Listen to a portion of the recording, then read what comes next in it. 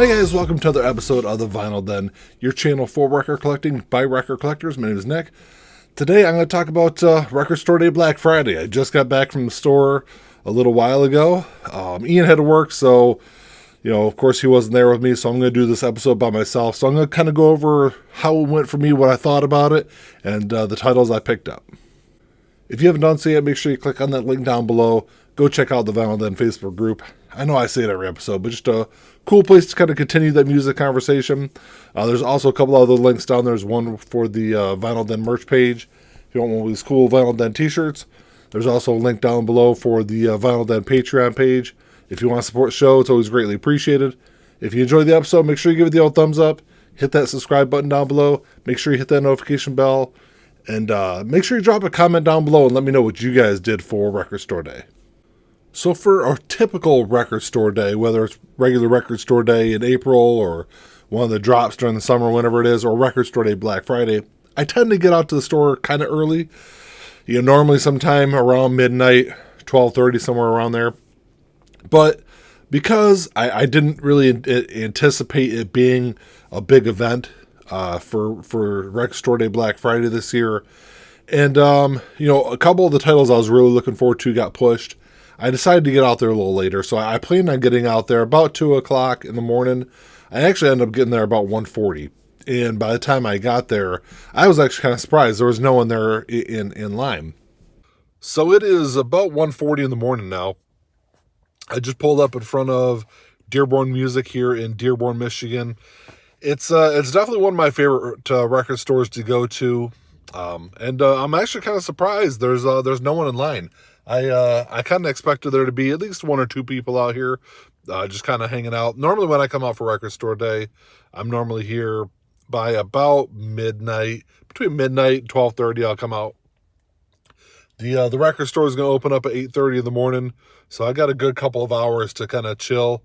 I'm going to set my seat up out to take my first spot in line. I'll probably sit in my car for a little while until at least another car or two kind of pull up, because it's it's kind of cold out there. It's a balmy 32 degrees. It is snowing a little bit, which I think this is the first record store day I've come to where it's snowed. So that's kind of cool.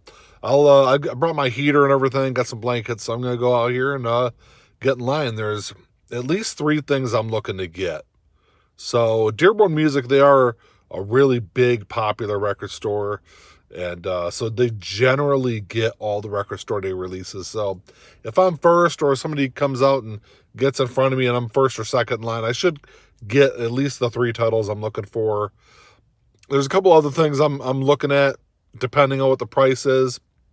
And it was actually pretty windy, actually. I think it was probably overall the coldest record store day I've been to. Maybe not temperature-wise, but I think the wind was really bad. But like I said, I got there about 1:40 in the morning. And really, I don't think anyone else showed up for about 20 minutes. Somebody else showed up about 2 a.m. I actually just put my stuff next to the door and went and got back in my car. And sat in my car. It was probably almost 4 o'clock in the morning until other people started showing up. It wasn't a huge amount of people there. It looked like there was I think the line wrapped just around the end of the building. So there's probably, I'd say, 50 to 70 people in line, which is actually pretty good, because I've seen other stores. There were some other people that posted on social media today when I got back from the market store that said when they got there was maybe, when their store opened, there was 10 or 15 people in line. So I think the line I was in, it was like I said, it was a pretty decent size. It was a little bit more than I expected it to be. So the way Dearborn Music does it is when their doors open up at 8:30, they hand out sheets, which I believe they took this idea from Amoeba. And Dearborn Music's been doing this since the first drop of last year. So they'll hand these sheets out at 8:30 in the morning. You mark down what you want. It's got a ticket on there, so so you take the bottom half of the ticket, and then they pull the orders in order that you were in line.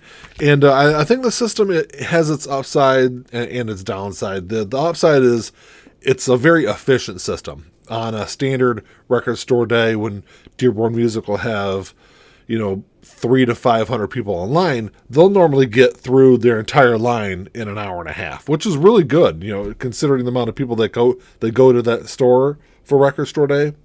Obviously, the downside is you don't get to like go into the store, go through the Record Store Day releases, find stuff that you might not have even realized was on the list, which happened with me with one of the Record Store Day drops earlier this year.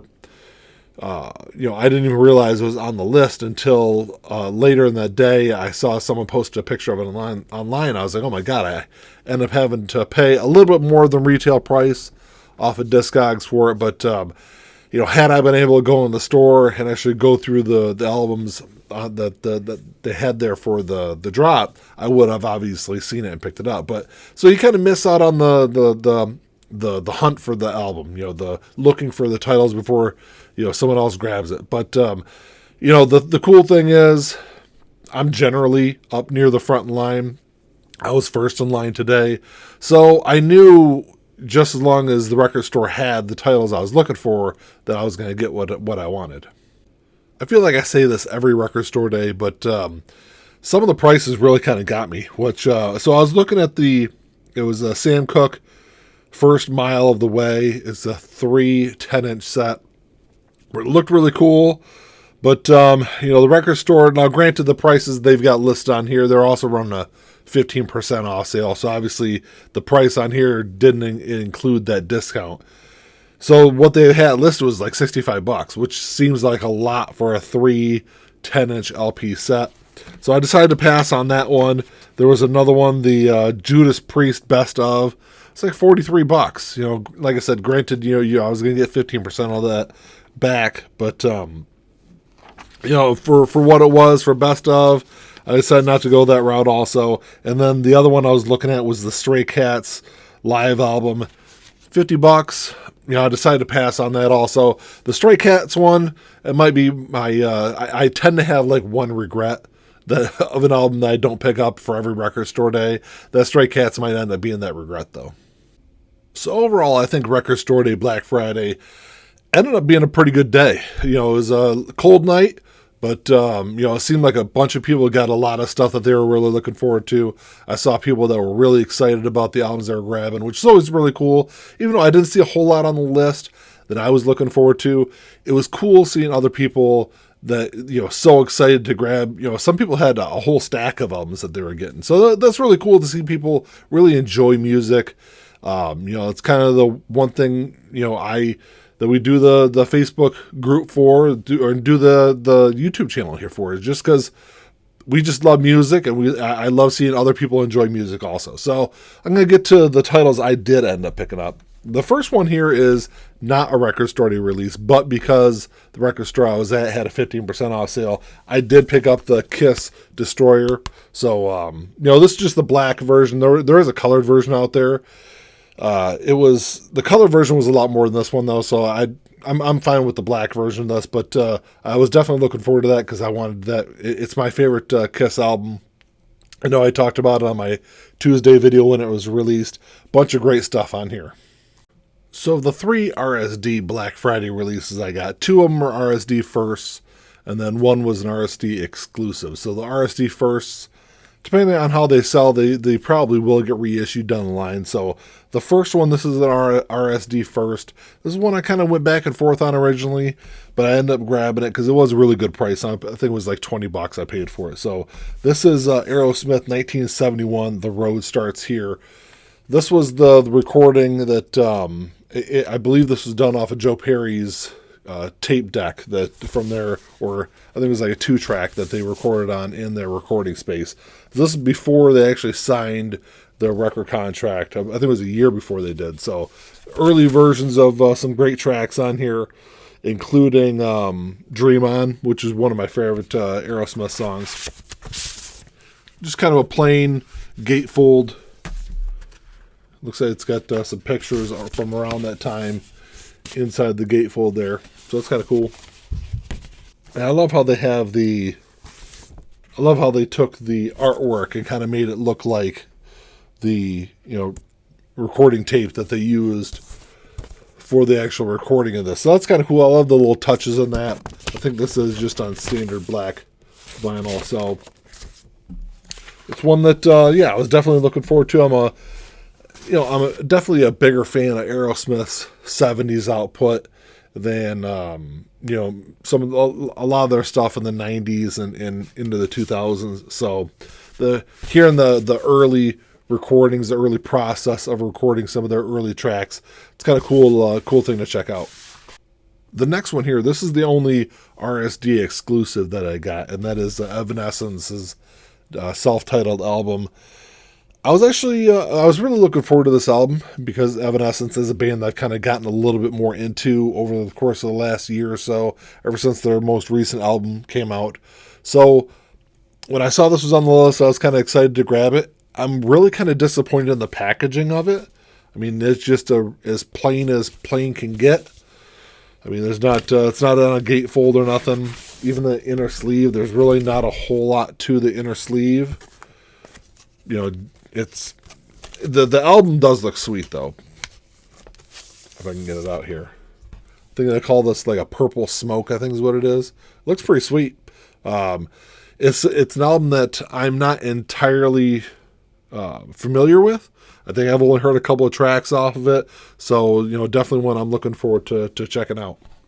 And the last album is one that I was definitely looking forward to.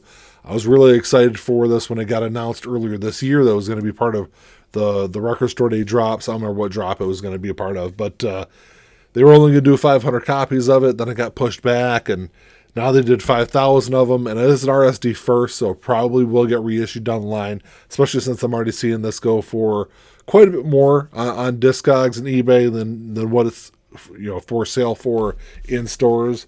But this is Lean Into It by Mr. Big. It seemed to be like definitely one of the hot titles for Record Store Day this year. I will say that I really like that it comes in a resealable sleeve at least. For an album that's, over $30 though, I would rather it come with at least a gatefold. I know that was the big complaint with Adele's 30 album also was there was no gatefold to it. Like I said, if I'm paying more than $30 for an album, that's kind of, I think, the standard at least that it should be. It's a little bit better than, I think, the packaging for the Evanescence album. At least it's got a picture of the band on this jacket here.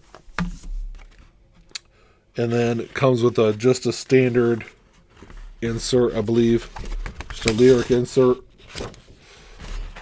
Picture of the band. And then I will say it comes in with a polyline sleeve, so that's cool. And then this is on red vinyl. So I'm not a big fan of the solid color albums. Maybe a translucent red maybe would have looked a little cooler. Or the like the Evanescence, that they did some kind of like translucent with a swirl or something like that. But it's still a cool album to have. I'm definitely glad to have a copy of it. Well, that's all I got for you today, guys. Thanks for checking the show out. I actually had a good time for Record Store Day Black Friday. It was a better event than I thought it was going to be. Like I said, there's more people there than I thought there was going to be. There's still a lot of excitement, some really cool stuff that came out. So I was really excited. So, drop me a comment down below. Let me know what you guys think. If you went out, picked up anything for Record Store Day, let me know what you got. If you enjoyed the episode, make sure you give me the old thumbs up. Hit that subscribe button down below. Hit that notification bell. And that's all I got. Until next time, keep on spinning. Peace.